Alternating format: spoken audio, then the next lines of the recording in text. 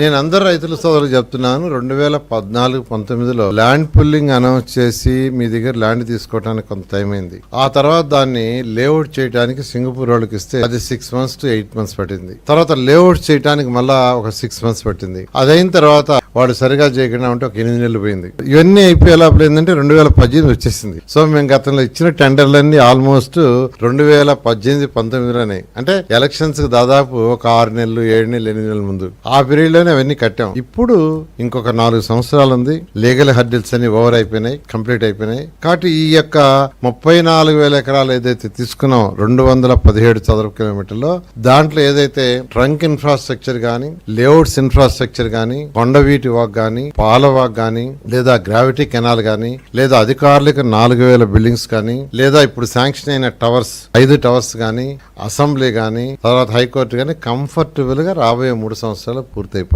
గతంలో ఒకటి గుర్తుపెట్టి రైతు సోదరులు, లాస్ట్ 1 year లో లాస్ట్ 8 months 6 months లో టెండర్లు ఇచ్చాం. 3 సంవత్సరాల ప్రాజెక్టు 6 నెలలు 8 నెలలు ఇచ్చింది. ఎందుకంటే ల్యాండ్ పుల్లింగ్, ప్లానింగ్ ఎన్ని చేయడానికి పట్టింది. అందువల్ల ఎవరైతే రైతు సోదరులు ఇచ్చారో వాళ్ళది 100% 100% 3 సంవత్సరాల్లో కంప్లీట్ చేస్తాం. అది చేసి స్మార్ట్ ఇండస్ట్రీస్ ఏదైతే ఇప్పుడు మళ్ళీ ఎక్స్ట్రా ల్యాండ్ పూలింగ్ తీసుకొని అక్కడ ఇవి పెడుతున్నాం, దానివల్ల ఈ యొక్క భూమి విలువ పెరుగుతుంది, సస్టైన్ అవుతుంది.